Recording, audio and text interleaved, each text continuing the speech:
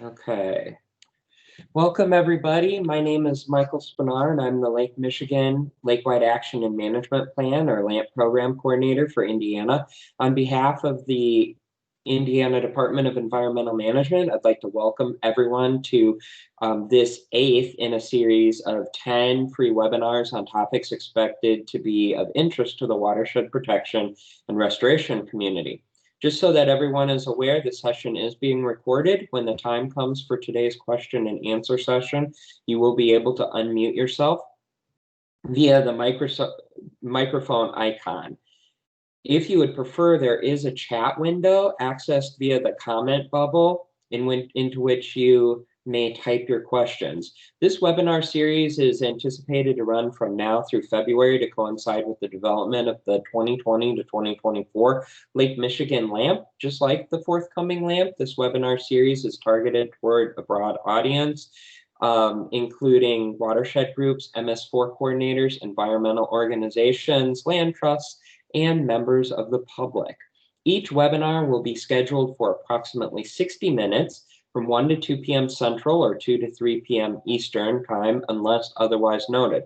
Please be sure to refer to items Lake Michigan Webinar Series webpage, which I will post in the chat, for the latest scheduling updates and recordings of past presentations. Now, it's my very great pleasure to introduce our speaker for today's webinar. Mr. Matt Mearsman is the director of the St. Joseph River Basin Commission. He will be providing an overview today of the commission and its efforts to improve water quality, encourage conservation, and increase coordinated management of the water and related land resources within the St. Joseph River Basin.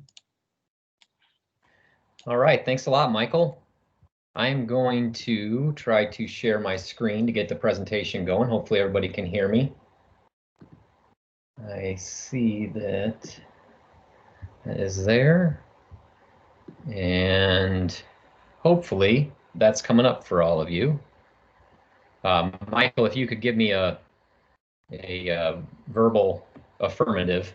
Yep, we can hear you. At least I can hear you and I can see your slides.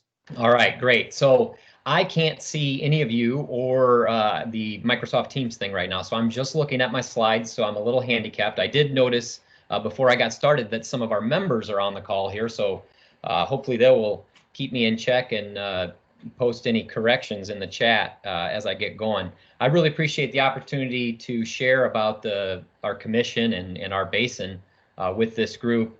Michael and I have had some discussions, and it's sort of an interesting geography in northern Indiana where you've got this large chunk of the state that drains to Lake Michigan and yet doesn't touch the lake. And so I think some folks that have that lake frontage, you mentioned, Porter and Lake County, maybe sort of forget about this big part of the state that's draining to the St. Joe. So I'm happy to share that with some of those folks. And for my members and the folks over here in our basin, a lot of this is going to sound familiar, and hopefully I make you guys proud of some of the work that we're doing, because I sure am. So first of all, this is just a snapshot here of the mouth of the St. Joe River in Lake Michigan, up in St. Joe Benton Harbor, Michigan.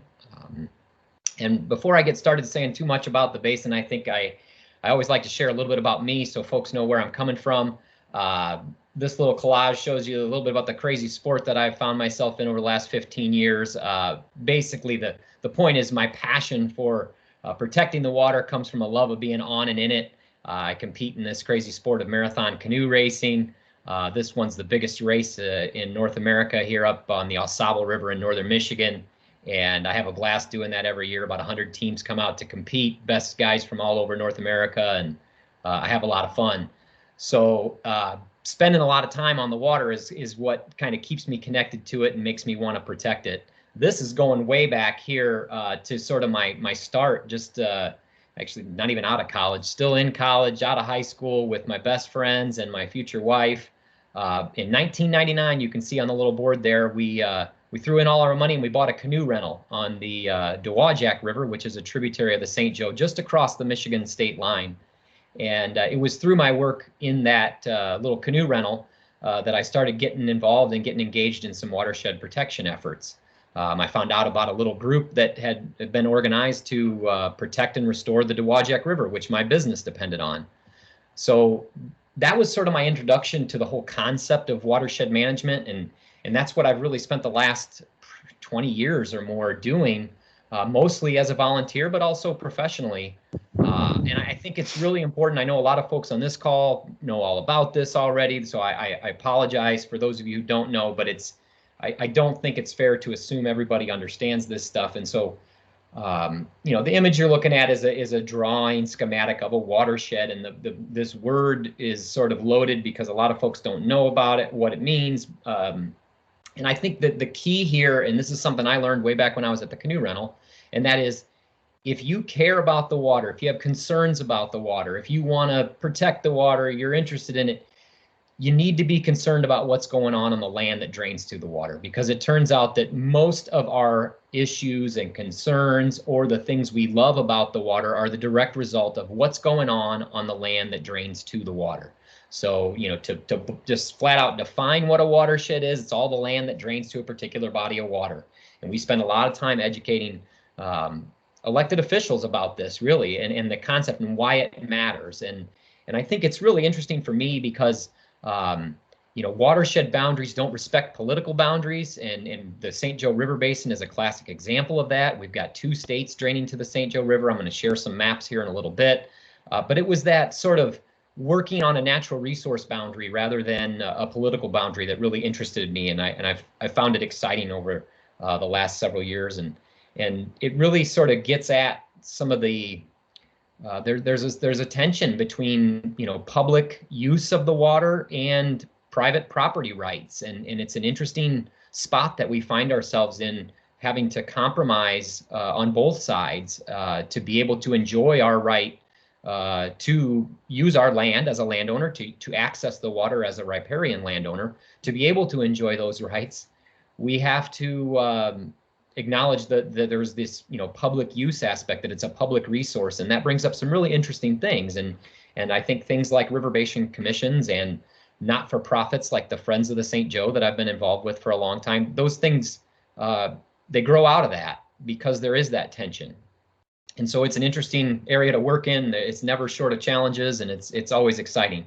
And so I really enjoy the work that I do.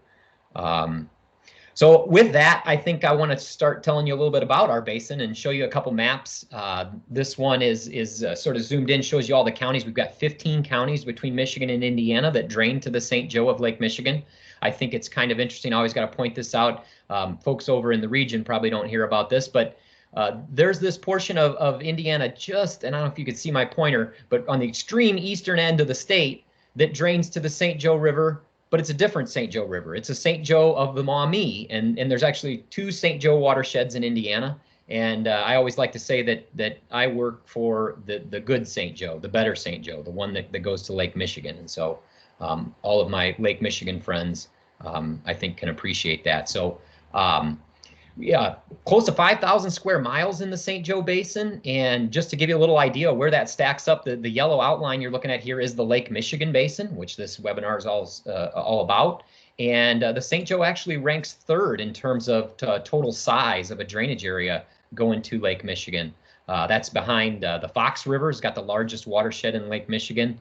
It goes into Green Bay. And then, of course, the Grand River in Michigan are the only 2 larger than the St. Joe. So we've got a big impact on the lake. I mean, I know historically we've been a source of a fair amount of pollutants to the lake.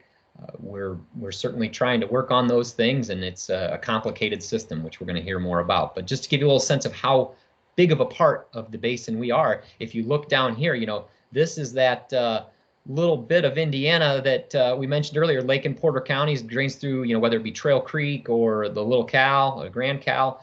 Pretty small when you consider how much area is draining through the St. Joe River. Now within the St. Joe, we've got some big tributaries. I mentioned the Dowagiac River earlier that we had our canoe rental on. That ranks about 5th in terms of size. I've done a lot of work up here on the Paw Paw River, which is our 2nd biggest.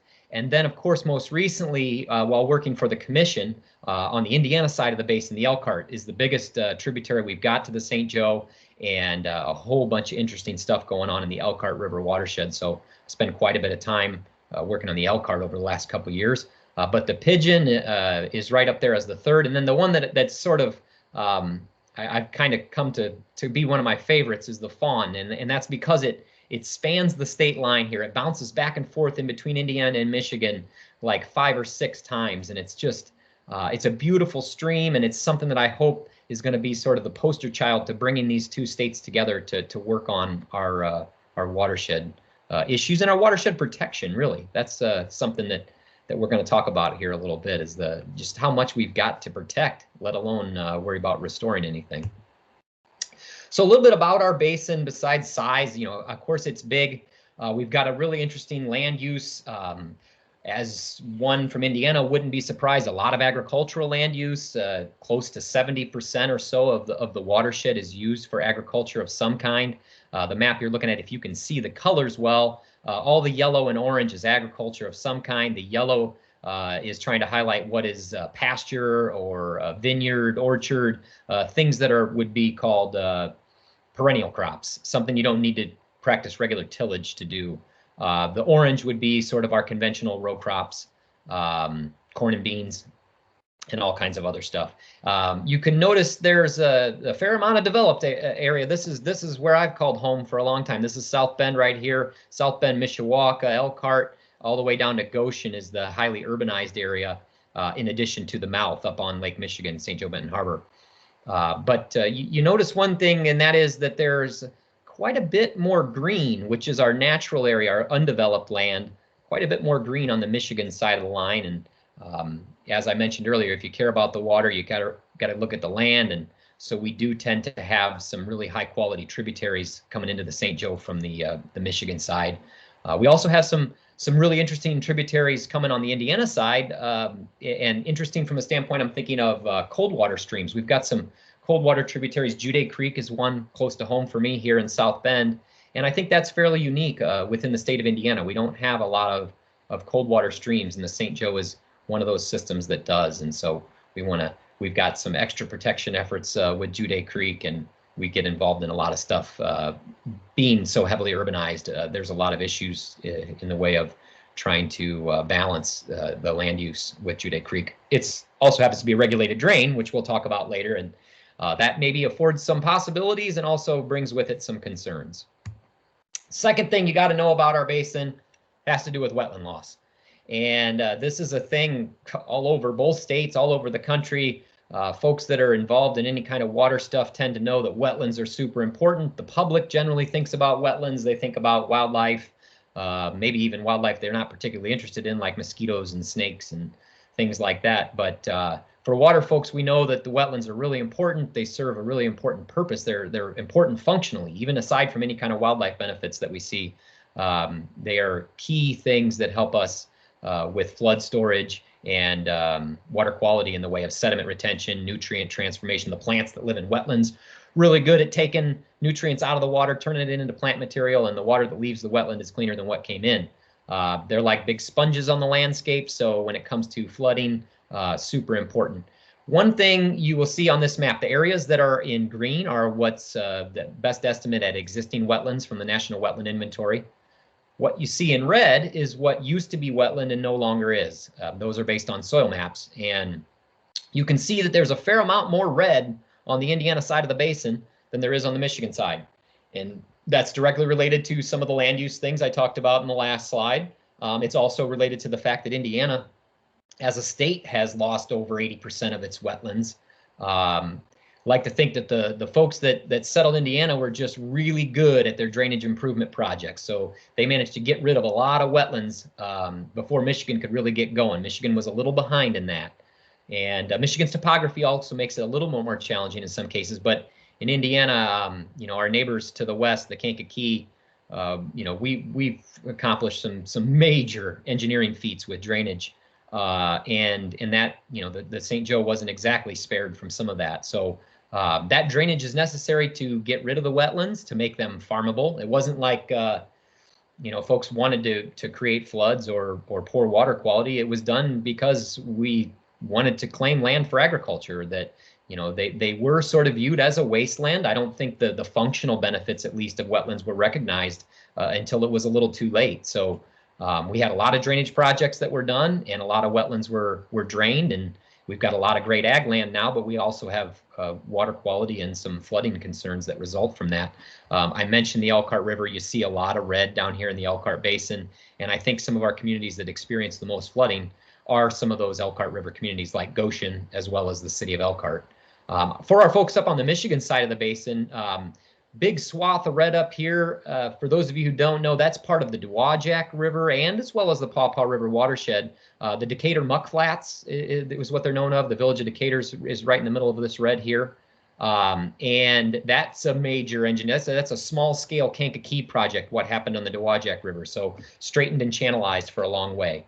So we do have all kinds of different streams and all kinds of different land use practices over the past that have got us to where we are now. Okay, so that's a little bit about our basin. I do want to tell you about our commission. So this is something that I think is really exciting, that there was a government agency, technically we're an agency of the state of Indiana, that was created all about this river that I grew up on, and all about the lakes and streams that flow to it, which I grew up water skiing on and going canoeing on. And how that commission came to be is sort of an interesting story. Back in the 80s, there was a lot of positive energy around the river from an economic development standpoint. There had been a bunch of fish ladders built. There was a project where the state of Michigan cooperated with the state of Indiana through the Department of Natural Resources in both states, as well as the local power company, Indiana Michigan Power. But all three of those entities got together and they completed the biggest fish passage project that had ever been done at that time between two states, and built fish ladders on the four major dams above Lake Michigan. So Berrien Springs, Buchanan, Niles, and South Bend. Actually, it would be five because Mishawaka was included as well. So the fish could make it almost to the Elkhart County line here in Indiana. The fish being salmon and steelhead and other big fish that people travel to come fish for, a really exciting fish to catch. And so there was a lot of positive energy about the St. Joe River is going to be this place. We got these fish ladders. People are going to come go fishing. I think it was the Indiana DNR that released a study of all the lakes and streams that flow to the St. Joe from a fish standpoint, found out that, oh man, these lakes are incredible for bass.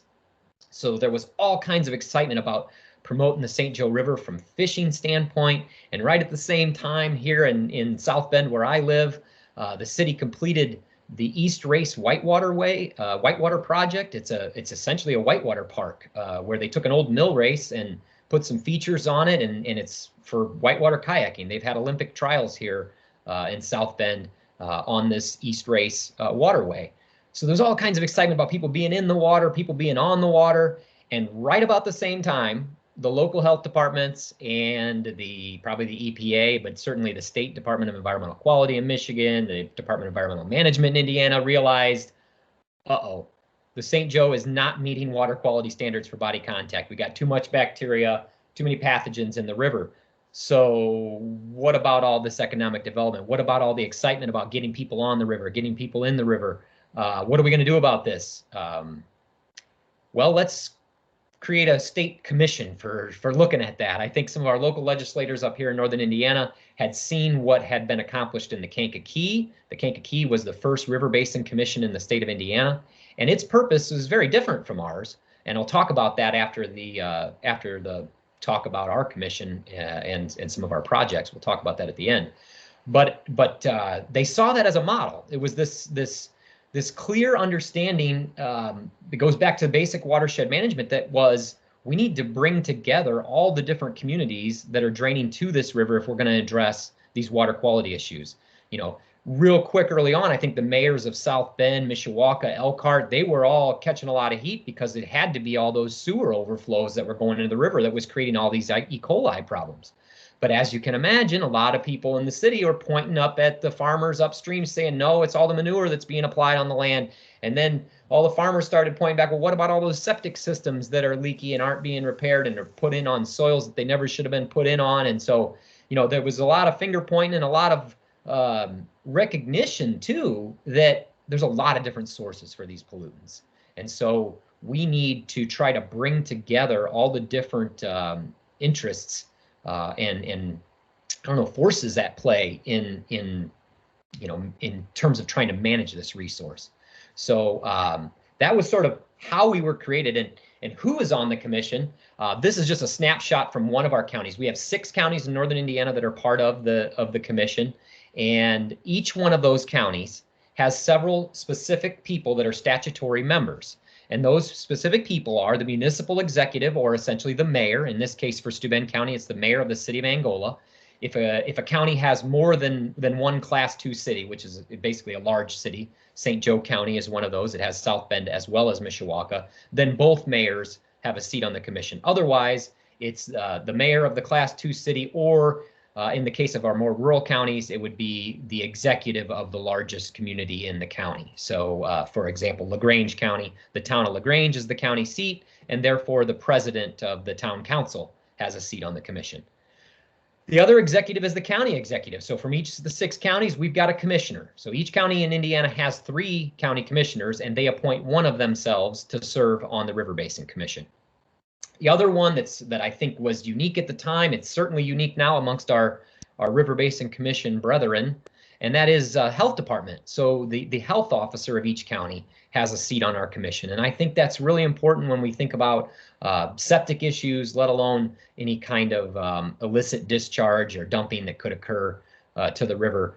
Health officers and the health departments and the work they do with septics is really important for the kind of problems that we face in the St. Joe.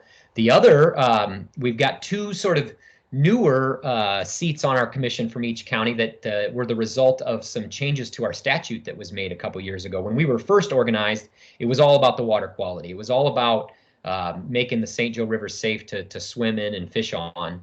And in the last 5 years or so, we've seen some big floods, and the other river basin commissions are very much involved in flood mitigation. And so our statute was changed to also not just be about water quality, but to also be about flood mitigation. And when they made that change, they added 2 seats to the commission from each county. And I think they were really 2 really important seats. And that is on the drainage side. So in Michigan, the drainage official is the drain commissioner. But on the Indiana side, the drainage official is the county surveyor. And so a county surveyor from all 6 counties is now a statutory member of the commission, as well as the conservation districts, the soil and water conservation districts in Indiana. Each one of those counties has a seat for the soil and water conservation district on the commission. So in addition to those members from each county, the Indiana Department of Natural Resources always has a seat. The director has a seat. And then what happens with the director of the DNR? Director Bortner is not attending our meetings on a regular basis. We're not exchanging a lot of emails between each other. Fortunately, the statute includes a provision to allow officials, appointees, to designate a proxy to serve on their behalf. And that's really important for some of our folks like the director of the DNR or the mayor of some of these large cities who are unable most times to participate. They're able to designate someone. And we've had a really great track record of folks being designated to serve on the commission who are very much involved in water management. So, Steuben County is an example where, the mayor ends up appointing the MS4 coordinator who's involved in stormwater. We've got counties where before the Soil and Water Conservation District had a seat on the commission, it would often be the Soil and Water Conservation District person who would be designated. But we've had a really good track record with that. And so I spent a lot of time on that. It's sort of a complicated board. We have 32 members on our commission. When you add those all up from all the counties, it's a lot of folks. But I think it's really important, and I just have to emphasize that having all those people at the table, I think, is really important. And it starts with just needing to have someone from each of these local units of government to see the next unit of local government as a neighbor. And as we can put a face on that, as you get to, it becomes personal, the reason to work together becomes a lot more clear for folks. And I think it just makes it easier to compromise. I am not gonna, I never put slides with this much text on, but it's there for reference just to kind of get at our purpose. The number one statutory power that we have is to provide a forum for discussion, study, and evaluation. And that really is what I see our quarterly meetings and some of the events that we hold. But we really do work hard to do a number of things, and I'm going to talk to you about those in particular. as we go down. I think one of the things that's interesting is that we were given the power to act as an advocate. And I think that's really interesting. It's exciting. It's challenging at times to be a unit or agency of the state and yet have the responsibility to serve as an advocate before not just the Indiana General Assembly, but also before Congress, federal, and then of course local governments when policy decisions are being made, when statutes are being changed. We are supposed to have a voice there, and that voice is supposed to represent the river, and that's exciting.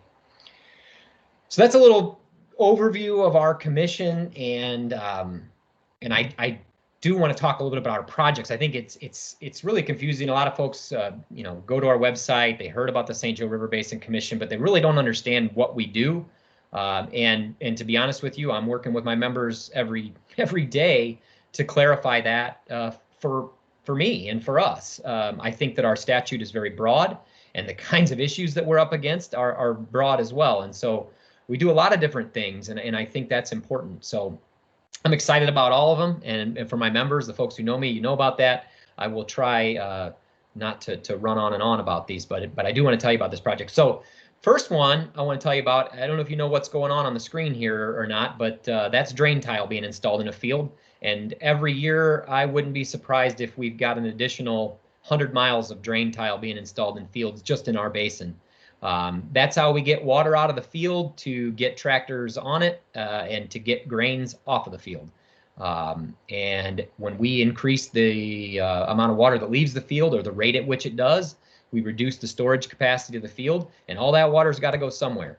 And how we deal with that through local governments, this map that I'm showing you here, all these yellow lines are regulated drains, and we've got a lot of them. I've always ventured to say that I wouldn't be surprised if something like 75% of our stream miles in the St. Joe Basin are regulated as drains. If I've got anybody on from Cass County or Cass County, Michigan, any of its neighbors, it looks like Cass County right here doesn't have any drains at all. That's just because I don't have the data yet. They were still working off of paper maps as of last year. So it's not that they don't have drains. They got plenty of drains in Cass County. It's just that I don't happen to make a map with. You can see up here in the headwaters on the Indiana side a whole lot of drains. And each one of these little drains has a watershed. That's Watershed 101. Every water body has an area of land that you can delineate that drains to it. And in both Indiana and Michigan, the people who pay for the creation of these regulated drains, they're oftentimes dug out, straightened, deepened. Sometimes they exist where a stream used to exist. Other times they just exist where a big wetland was, and we went through and created a channel to collect the water and move it off. But these regulated drains are funded, they're paid for, and the maintenance of them is paid for by the landowners who drain to that ditch. So in every county, the drainage official is working to identify who drains to these water bodies. And we now have all kinds of great data to figure out just exactly where the top of the hill is, and that the water on one side goes to one drain and the water on the other side goes to another drain, and so that we can tax the right landowners and make sure that the people who are receiving the benefits of that drain are the ones that are paying for it. And the way that's been done in both states, Michigan and Indiana, historically, it just has to do with acres. And basically, when they go to divide the cost of a maintenance project or a drain creation project, and they divide that out to all the landowners who have land that drain to that ditch, they just divide it up based on acres. So if you have a 100-acre parcel and I own a 50-acre parcel, we both drain to that ditch, you're going to pay twice as much as I do because you've got 100 acres and I've only got 50. That's the way it's always been done, and really in a lot of cases that was really the best data that they had available to them. On the Indiana side, in our law, we've got some really good guidance from the state as to how that division is supposed to occur. But basically, the cost of that stuff is supposed to be divided up based on the benefit that each landowner receives. And that's not that different from the way it's described in Michigan. In Michigan code, it's benefits derived. That's the founding principle for what's called apportionment. When you divide the pie up amongst the landowners who benefit, you're supposed to divide that pie up based on benefit. But benefit is a hard thing to get your head around. I think it's become a lot easier with the data and the technology we have, geographic information systems, GIS. We've got some fancy tools that we can use now that we didn't used to have. But the fundamental thing here is it's supposed to be divided up based on benefit. Well, here's where the commission got involved, and this is through some work that I started when I was up in the Michigan side of the line. But when we come back down to Indiana, our drain code goes even further and basically says when we go about determining benefits, there's a number of things we may consider that the drainage board or the drainage official may consider. And of course, number of acres is one of those things, but there's a couple other criteria. There's lots of criteria that really get at what we can imagine. The total volume of water draining through the drain, the amount that comes off from each land use or from each parcel, the increased value, all these kind of things are great. What we try to focus on is there's a couple of things that we now have data for that we didn't used to have. And I've highlighted two of them here, and that's basically land use and soil type. We now have access thanks to satellite imagery and really cool, of course, we've got soils maps thanks to the U.S. Geological Survey. And so we kind of know what the land use is. The USDA produces a national cropland data layer. It's basically a national data layer, and it's updated every year based on imagery that defines, where corn's growing versus where soybeans are versus where apple trees are. And it breaks down the land cover into all kinds of categories, but that's updated annually, and we have some sense of what kind of land use is going on. And then, of course, we also know about the soil type. And I think the key is with soil type is knowing the soil type and knowing where existing wetlands are and knowing what the land use is on top of that soil. We know where land that was wetland, that is no longer wetland, is being used for something like agriculture or to put a house on, to put a parking lot on. And anytime that we are using land that used to be a wetland for agriculture or development, we have an increased benefit from that drain. We're sending water to the drain at a higher rate than it would have, and we've reduced storage capacity. So using GIS, we're able to make these fancy maps. This is one example from a watershed over in LaGrange County. And we're able to divide up all these land uses, or all these parcels, divide up all these parcels based on the land use and the soil type. And we can divide the cost of the drain project based on the amount of water and the amount of sediment that would be contributed to the drain. And it doesn't change necessarily whether or not the drain project happens. And it's not like the commission is wanting to see more drainage projects occur. The point is that if and when these drainage projects are going to occur, by apportioning it properly, might say more fairly, you create an incentive for less intensive land use, and you disincentivize, or you basically, the folks who are sending more, what you treat it like any other utility. I'm sorry, I'm stumbling around, but basically, if you leave the lights on, you pay for it. If you leave the faucet running, you pay for it. You're paying by the amount of use you have, and we're basically transferring that same philosophy here, and it's supported by state law. But most of these counties that we work in, they don't have someone to be able to do this GIS analysis. And so that's where the commissions come in. That's what we've been working on, is trying to provide assistance for the counties in determining benefit. And we do that because it creates an incentive for more storage out there on the landscape. If we're not going to, we need to focus on what's going on private lands and ensure that we're getting as much storage as we can so that we can best manage our public water infrastructure, like these regulated drains and our stormwater system in our urban areas. So drain project's one of the things we're working on. I can go on and on about that. That certainly focuses on our agricultural areas. The next project that I'm going to touch on is our urban tree canopy assessment project. This is an exciting one. We're able to do work on both sides of the line, which is always exciting. Both sides of the line, meaning in Indiana and Michigan. So in this case, this was one of our first times where the commission really spent some time and resources up on the Michigan side as well as on the Indiana side, helping some of our communities, our small to medium-sized communities, really understand their tree canopy and understand it from a stormwater standpoint, basically. We worked with Michigan Relief, which is a company that does a lot of urban forestry work, as well as Davie Resource Group, and there were 6 communities that we worked with.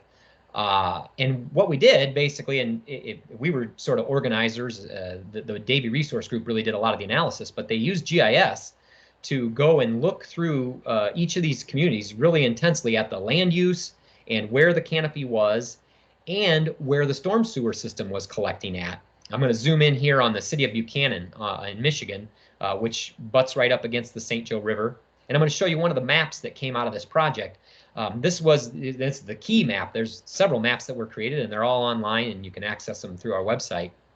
But basically, we identified priority planting locations for the absorption of stormwater. So we looked not just where there were good opportunities from an open space standpoint, but where were the key locations that would not only benefit from trees and that they don't have many trees now, but that also have the biggest potential for taking stormwater out of the storm sewer system and capturing it in whether it be through infiltration or through uptake through the trees.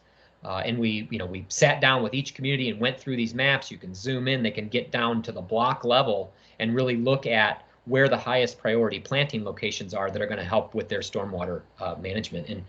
And as much as we love it because the less stormwater that's going to the system, the more capable the system is of keeping up and keeping the nasties out of the river.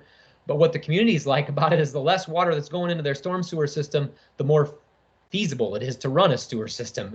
It's a cheaper way to go, or at least there's cost savings involved.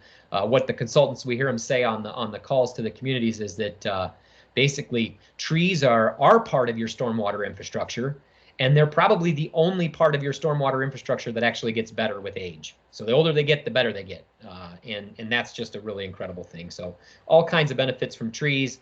This one had a stormwater focus, and it's one that we're pretty excited about. Okay, the last one, well, almost the last one that I'm going to talk about. We just recently completed a flood hazard mitigation study, and this was on one of our sub-watersheds. This little map that you're looking at is of the north branch of the Elkhart River. And what's important to note is that there's a whole lot of lakes in this particular sub-watershed.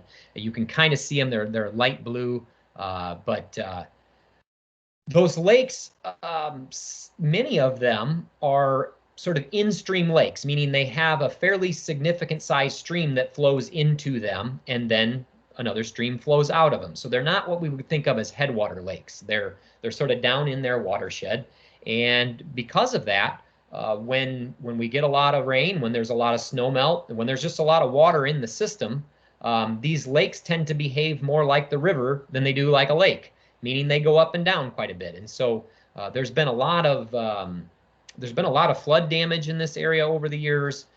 There's a lot of homes that regularly have water coming into them, and so folks there have been looking for relief for a long time, way before I got involved with the commission. And one of the biggest things that happened in the past was there was a big effort to channelize the north branch of the Elkhart River to make it look like either the Dowagiac River or the Kankakee River, and to help get that water out of there. And hopefully that would provide them the relief that they were looking for. They wanted to create a regulated drain out of the north branch of the Elkhart River, and then they could raise funds to do maybe some channelization, certainly for wood debris removal. And they ended up going to court. I think it went to court twice, actually, and the DNR was opposed to it. Many conservation groups were opposed to it.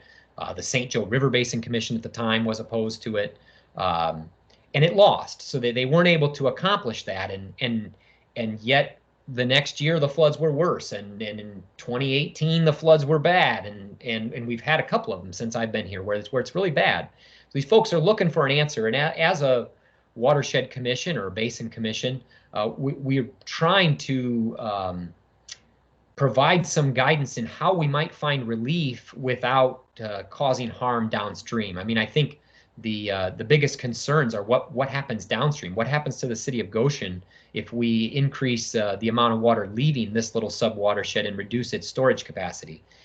And so basically we had some scientists and some consultants come up and look and study. We were fortunate to have a stream gauge in this particular watershed, and we were able to analyze how that stream has been behaving in relation to how the lake levels have been behaving.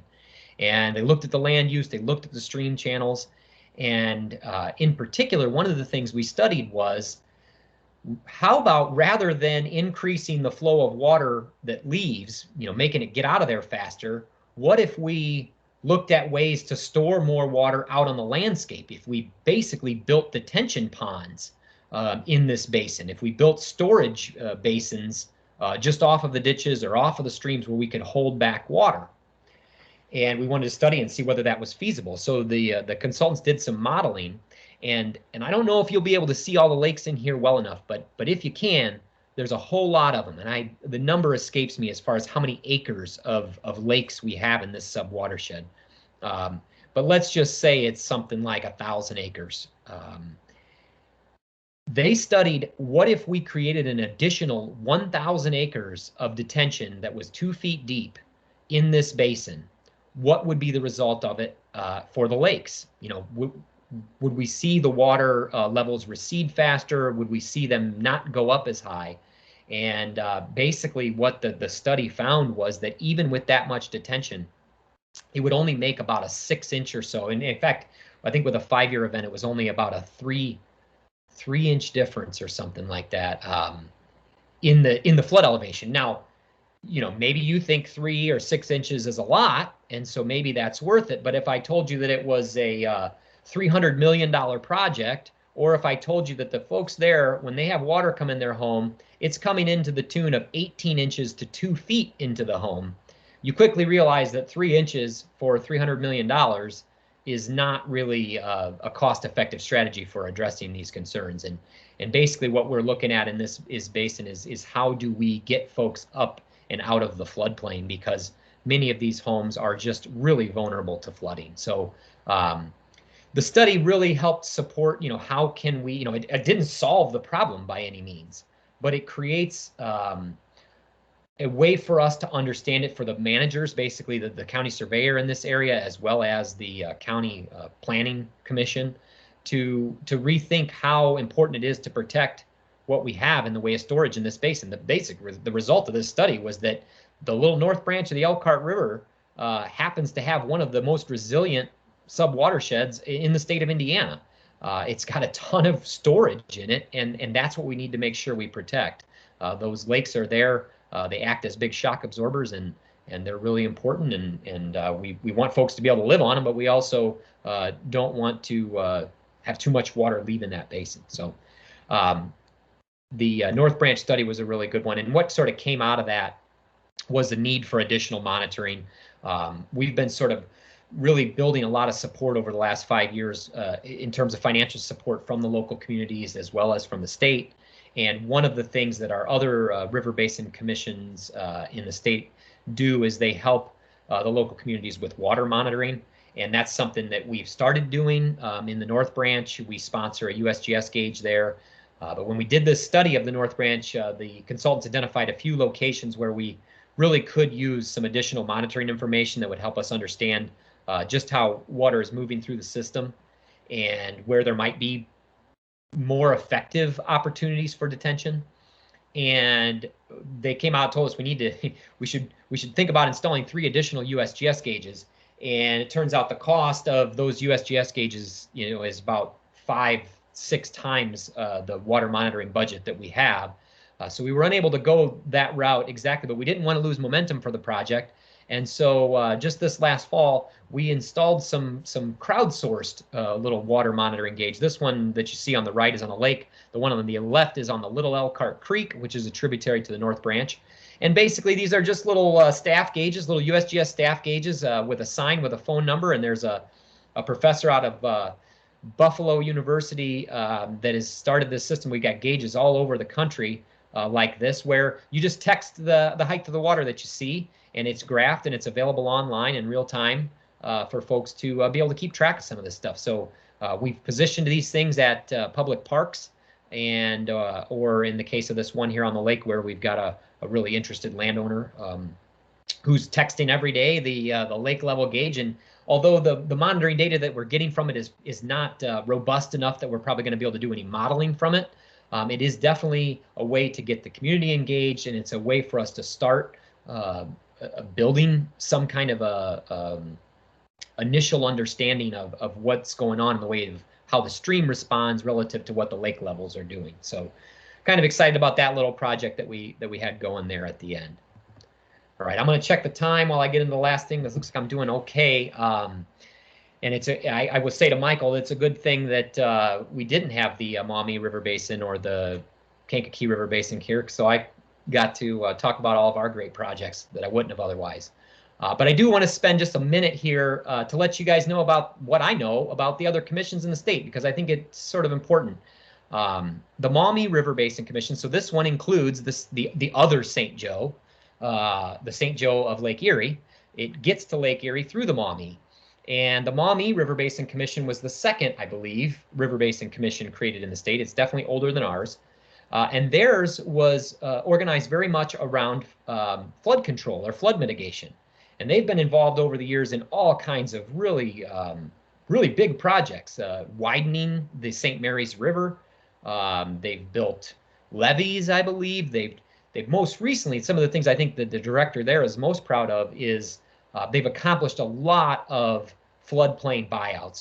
So getting FEMA grants to help buy the homes of folks who were living in a floodplain and were suffering repeat damage. They were able to get funds to help the communities buy out those homes and turn those into parks or places that didn't have damage when they flooded. So the Maumee Basin has done a lot of work around flood control, and their board was structured differently than ours from the very beginning.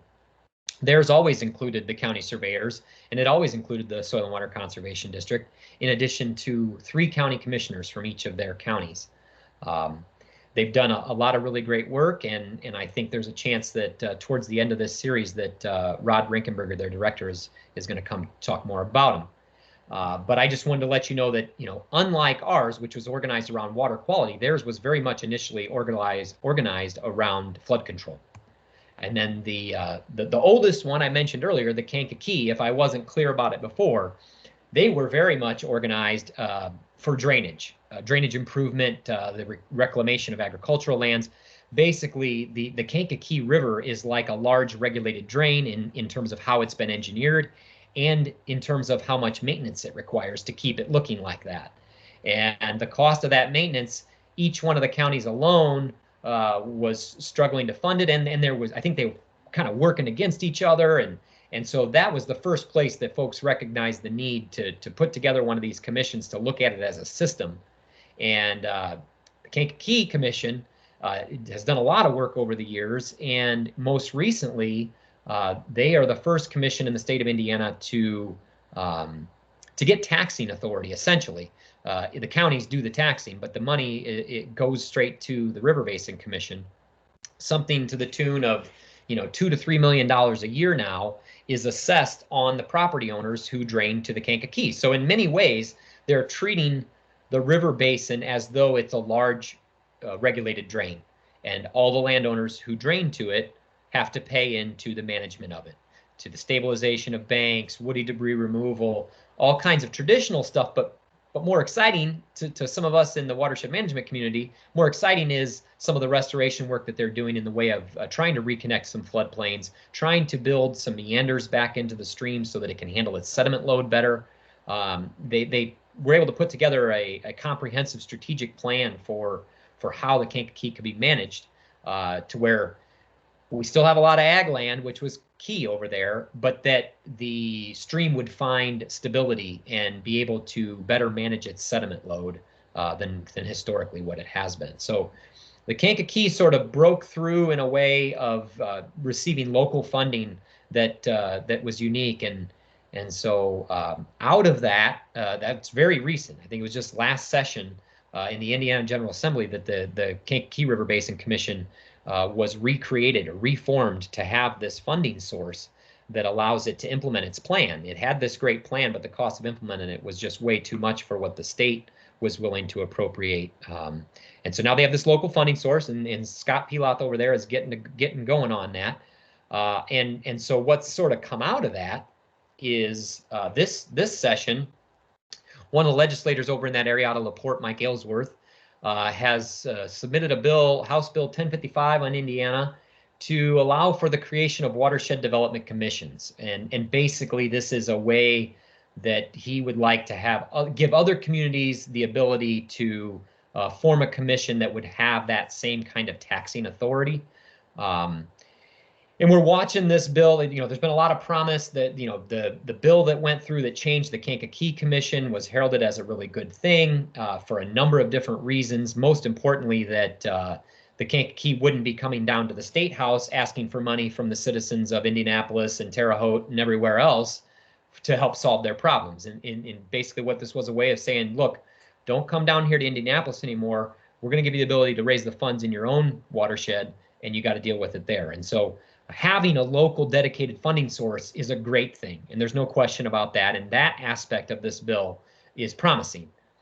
But there are a number of things that are also concerning about this bill for something like the St. Joe, which has a commission already. It's not clear what this bill means for existing commissions, whether it would allow any one of our communities to sort of splinter off and create their own commission with that taxing authority, sort of remains to be seen. So we're in touch with the legislators who proposed this. We're talking with them. We definitely would like help in the way of a local funding source. We definitely want a comprehensive strategy. But there's some things about the Kankakee that are very unique. The Kankakee is a highly engineered system, and most of the work that's being done is on the main stem of the Kankakee. And so this bill mimics what was done in the Kankakee in that it restricts all the work of the commission to the main stem. And in the case of the St. Joe and the Elkhart, that doesn't really make sense. The main stem of the St. Joe River, the main stem of the Elkhart River have not been engineered, have not been dramatically changed, and there really isn't the kind of need for remediation.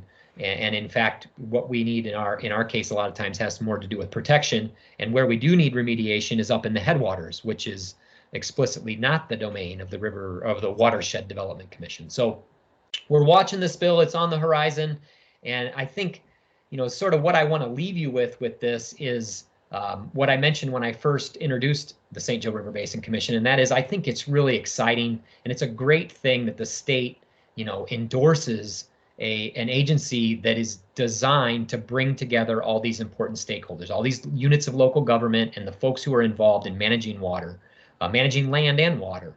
And because I think being at the table together is the first step in really being able to find a balance between those competing needs of private property rights and public use of the water. So with that, I'm going to sort of end it, and we've got a few minutes left for questions. I went a little longer than I planned, but hopefully that's okay. We still have some people left. I'm going to stop sharing my screen so that I can see who's here. See how many people have left while I've been talking. Thanks, Michael. Thank you. That was a very informative presentation. I know I really enjoyed it. I'm sure others on this call did as well. If anybody has any questions for Matt, feel free to either type those into the chat or unmute yourself and offer your question.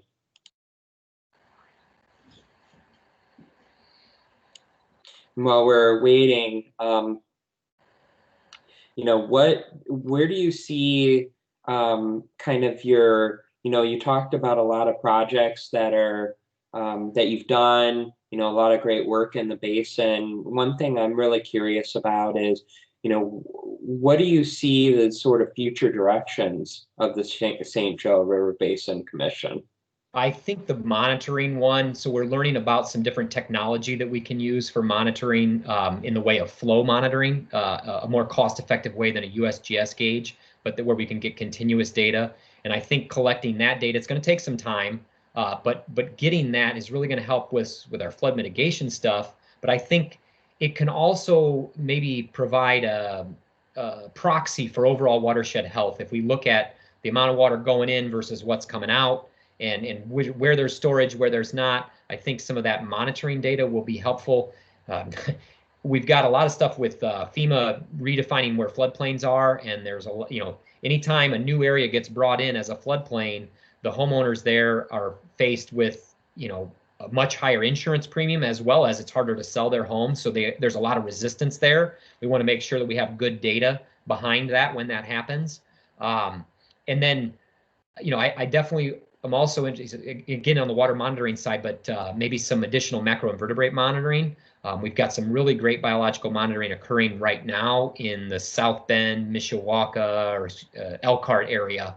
And that really helps tell us a lot about the health. Looking at the bugs that are living in there really helps give us a sense of how the health of the river is doing. So monitoring, but what I see that monitoring leading to is some projects, and one that's been really a lot of attention lately is around wood management, and how we need to approach that differently depending on what kind of stream we're working in. So in the regulated drains, typically it's like get it all out of there, remove everything. In some of our natural streams, we've got a lot of interest, both from recreational use from the standpoint of kayakers and canoers, but also from those homeowners on the lakes who believe that getting some of that wood out of there can help get the water out of there too. So I think what I see is that monitoring data being used to help develop a overall strategy for how we would approach wood management, and then maybe even getting involved in some of that. And when I say wood management, it wouldn't necessarily be in getting the wood out of there, getting all the wood, but making sure we know where the wood needs to stay, where we should be keeping wood, where we should be anchoring it, and how to find that balance there. Thank you. Does anybody else have a question for Matt? That stuff's a lot on the rural side, on the ag side. Out in the country is where most of our regulated drains are. But I'm also very interested in what kind of programming we could do with our MS4s, our stormwater communities. We've got a lot of those in the basin as well, and very interested in how the commission might be able to support them in meeting some of their minimum control measures, whether it be with education and outreach or something. How can the commission serve as an assistant with the MS4 program? And I hope to continue the work we're doing with the county surveyors in the way of benefit apportionment. I think that's a good thing for us to be doing. Yeah, I see some folks typing in the chat, so I think there might be something forthcoming here. I just went to look myself. I was wondering, did anybody? Yeah, so we didn't get much in the way during. Oh, has St. Joe looked at restoring wetlands at all to help with flood storage? So we have, and I would say most of the work has been trying to identify where the highest functioning wetlands would be. We were sort of a partner in a study that the Friends of the St. Joe completed. Oh gosh, it's probably been 7 or 8 years ago now, but was a functional assessment of all the wetlands in the basin. So when we target our restoration efforts, we would be looking at areas where potentially, depending on the interest group, like who it is that's funding it, which ones are best for flood storage versus which ones are best for duck habitat, let's say.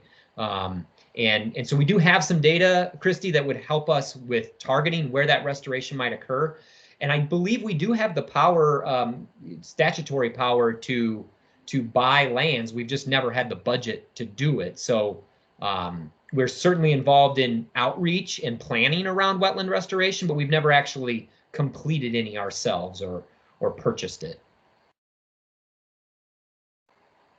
It's a good question, though. And there's a lot of attention right now on wetlands because there's another big bill, Senate Bill 389, that would eliminate Indiana's state wetland law. And there is a lot of energy around that. That is definitely something that we are concerned about, especially as the protections federally have rolled back for wetlands.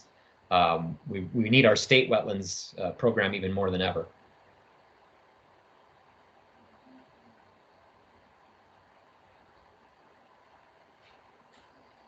All right.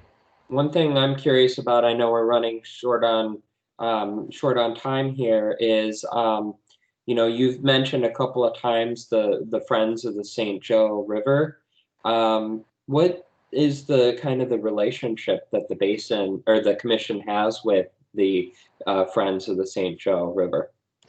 So we've got a great relationship now because I led the Friends for so long, and now I'm here at the commission. But I think there always has been. Before I was with the commission, the people that have been in that have always participated in our meetings and stuff. But there's overlap certainly, but one being a 501c3 not-for-profit organized in Michigan initially, It's very different than something like a state agency. And in some ways, we've got, some real advantages in that, we have some dedicated funding and we have participation of the surveyors and the drainage officials. And that's something that the Friends has always wanted. But on the other hand, the Friends has some advantages in being a 501c3. It can do advocacy work that's maybe unique or more controversial. I see the Friends more engaged with the public than the River Basin Commission is. I see the River Basin Commission's primary sort of target audience being the local officials, whether they be elected or people that work for a local government doing water management. We've got a good relationship, and right now I'm back in the driver's seat with the Friends. I'm the president right now, and I really, for me, the Friends, one of the greatest things is a place for folks who work in watershed management as a volunteer, just picking up trash along the river or whatever you do. You live on a lake and you're trying to get a lake association going. The Friends of St. Joe is a place you can kind of come together and be amongst other people who are wanting to wrap their arms around the river or around the lake, and just not feel alone sometimes, having friends that are out there trying to make a difference in the water, protecting it, restoring it. Okay, well, we are just about out of time. So if anybody has one last sort of burning question to get off their chest, feel free. Otherwise, I think we'll start closing down here. I see a couple people typing in the chat, so we'll give that a second. All right. Thank you, everybody, for being here. I appreciate my members showing up for sure. Good to see some friends, folks. Grant, saw Janelle and Adam Bowden, all good folks we get to work with. So I'm honored to be able to be here, Michael. Thank you. Thank you. Thanks, everyone, for tuning in.